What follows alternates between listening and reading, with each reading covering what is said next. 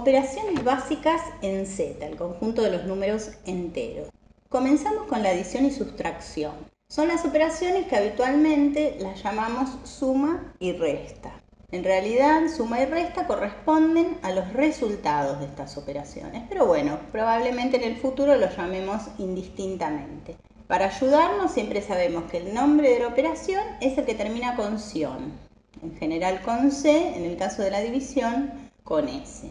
Aquí también vemos como dentro de los números enteros podemos hablar de enteros positivos, de enteros negativos y el 0, que es un número que no es ni positivo ni negativo.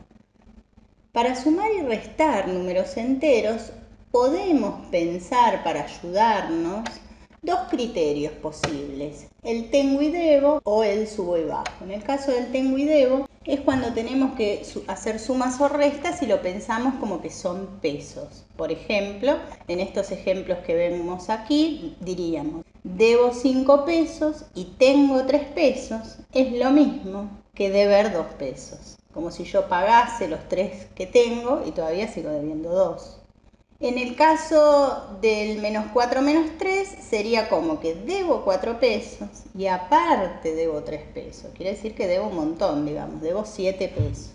En el caso del ascensor, para el que no le es cómodo lo del dinero, lo pensamos como que arrancamos en una planta baja y subimos o bajamos pisos. Por ejemplo, menos 5 más 3 sería como que estoy en planta baja, bajo hasta el quinto subsuelo y luego subo 3 pisos. Estoy en el segundo subsuelo o en el piso menos 2. En el caso del menos 4 menos 3 es como que estoy en planta baja, bajo 4 pisos, bajo 3 más. En definitiva es equivalente a haber bajado 7 pisos.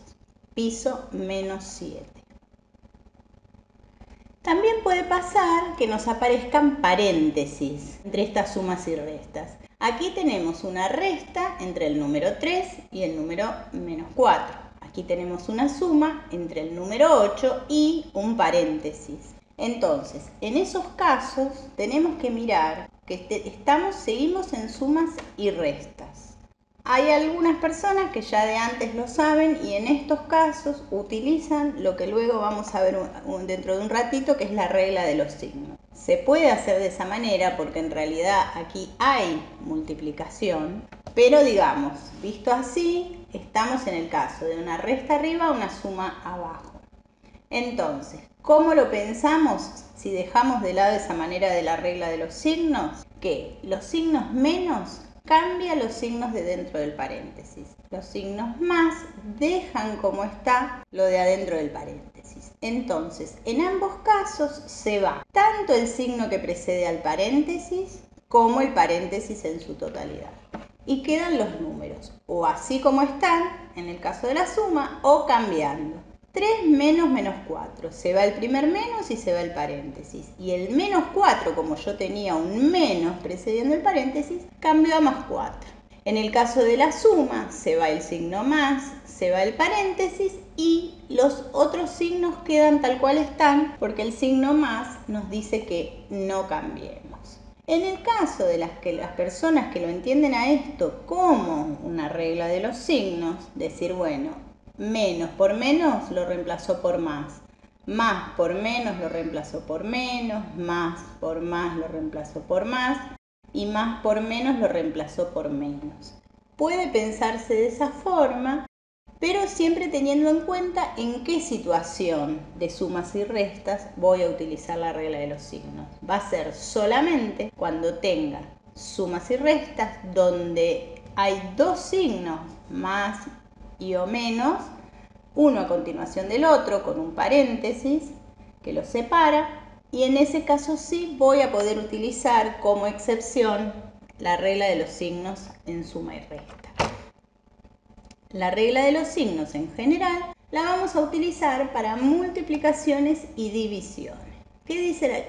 ¿Para qué la usamos? Porque cuando tenemos que multiplicar, por ejemplo, números enteros, hacemos de cuenta, no es que sea cierto, como que tuviésemos dos cuentas. Como que por un lado tuviésemos la cuenta que multiplica los signos y me da el signo del resultado, y por otro lado la cuenta de números que me da el número del resultado.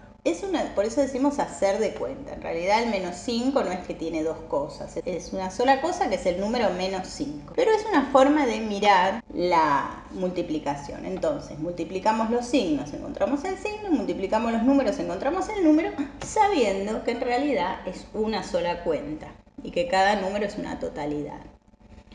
Bueno, acá vemos algunas multiplicaciones y luego la división. El criterio de los signos es el mismo que vale para multiplicación, vale para división. Importantísimo que la división no siempre es posible.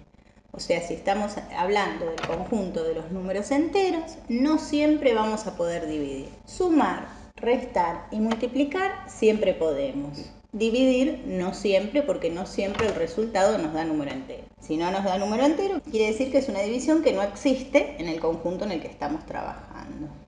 Bueno, en la medida que existe, sí dividimos. Separación en términos. La separación en términos la tenemos que tener en cuenta cuando tenemos operaciones combinadas, sumas, restas, multiplicaciones y divisiones. Entonces decimos que los signos más y los signos menos separan términos. Por ejemplo, en este primer ejemplo tenemos hasta el más, hasta el menos, hasta el 5. Son 3 términos en ese miembro. Entonces, en la práctica lo que vamos a hacer es que vamos a resolver primero las multiplicaciones y después las sumas y restas. Lo mismo en el caso de la división, en este caso tenemos un primer término hasta el signo más, porque este menos del menos 4, al estar dentro de un paréntesis, no lo considero a la hora de separar en términos. Sí puedo a su vez tener separación en términos dentro de un paréntesis, pero digamos, si pensamos en la separación en términos, en este caso del ejemplo, lo que está entre paréntesis no se considera para la separación en términos. Bueno, y acá vemos ejercicios parecidos, o sea, así como acá por separación en términos hacemos 3 más, hago la multiplicación menos 5, si yo tuviese el mismo ejercicio pero con un paréntesis, 3 más 2 entre paréntesis, ya tengo que hacer otra cosa, tengo que sumar el 3 más 2 primero, que no es lo que hacíamos acá, porque acá hacíamos 3 más 2 por 7, tengo que sumar el 3 más 2 primero y después seguir con la cuenta. ¿Qué es lo que tiene que ver con la propiedad distributiva de la multiplicación respecto de la adición y sustracción? En este mismo ejemplo que veíamos, yo puedo hacer 3 más 2, 5 como lo veíamos. Es la forma más lógica de hacer esa cuenta. Pero hay una propiedad que me dice que también puedo hacer la misma cuenta por otro camino, que el resultado no va a variar. Que si en vez de hacer 3 más 2, todo por 7, hago 3 por 7 más 2 por 7, el resultado no va a cambiar.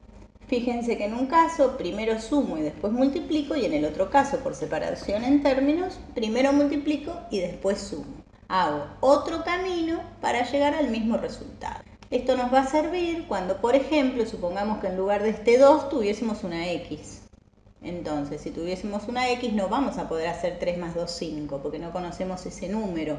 Entonces, para sacar el paréntesis nos va a convenir aplicar la propiedad distributiva. Lo importante es que acá las propiedades, ¿qué significa? No, son dos caminos distintos para llegar al mismo resultado y según los ejercicios nos convendrá usar un camino u otro camino.